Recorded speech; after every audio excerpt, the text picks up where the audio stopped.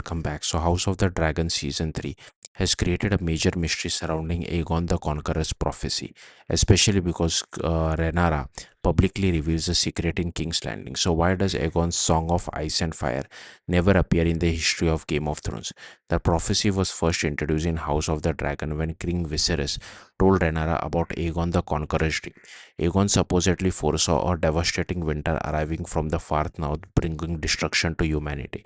According to the prophecy, the only way to protect the living would be to unite Westeros under a Targaryen ruler. The stranger part is that this prophecy is never mentioned in Game of Thrones. Earlier, that could be explained by the secretive nature of the dream and the fact that Targaryens were eventually overthrown. But season 3 makes the mystery more complicated because Rhaenyra openly reveals the prophecy to the people of King's Landing.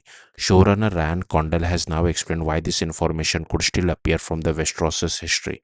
According to Condell, historians may simply have disagreed about whether Rhaenyra's claim was genuine. By the end of her reign, Rhaenyra had become increasingly unpopular and was viewed by many as a tyrant. Because of that, historians could have interpreted her speech as another example of Targaryen self aggrandizement rather than a legitimate revelation. In other words, people listening to Rhaenyra had no knowledge of the secret history behind the prophecy.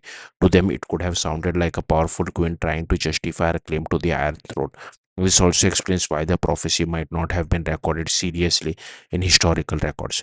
Rhaenyra also passes the responsibility of Aegon's dream to her young son Joffrey, who is her heir. However, because Joffrey is only around 6 or 7 years old, it remains unclear how deeply he understands the burden being placed upon him.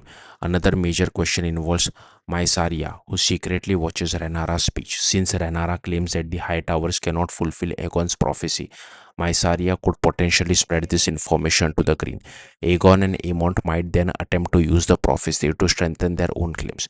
The biggest mystery now is when the Targaryens eventually stop passing the prophecy down. It could disappear after the Dance of the Dragons, or perhaps the secret survives much longer, potentially reaching figures like Rhaenyra Targaryen or even King Aerys II. With the House of Dragons Season 4 set to be the final season, the series may finally reveal what happened to Aegon's Song of Ice and Fire and explain how such an important prophecy completely vanished from the history remembered in Game of Thrones. Thank you for watching. Bye.